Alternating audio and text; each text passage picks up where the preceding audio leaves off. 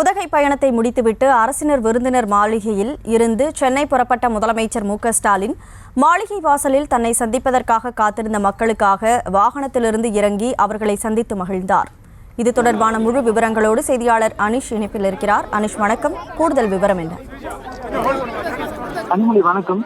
நீலகிரி மாவட்டம் உதகைக்கு தமிழக முதலமைச்சர் மு.க.ஸ்டாலின் 5 நாட்கள் சுற்றுப்பயணமாக உதகை வந்திருந்தார்.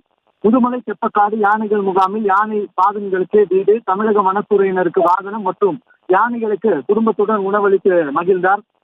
தொடர்ந்து இன்று சென்னை மேலும் இதனைத் தொடர்ந்து உலக பிரசித்தி பெற்ற 127வது மலர் கண்காட்சியை நேற்று துவக்கி வைத்து குடும்பத்துடன் வண்ண மலர்களை கண்டு ரசித்தார்.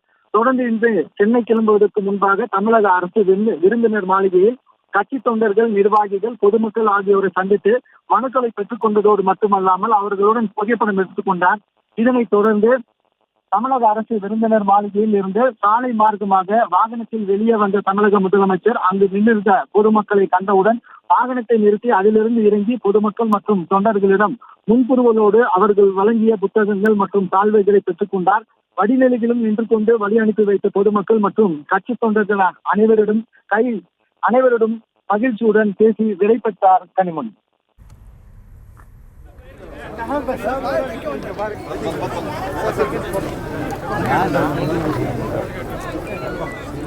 விவரங்களுக்கு நன்றி அனீஷ்.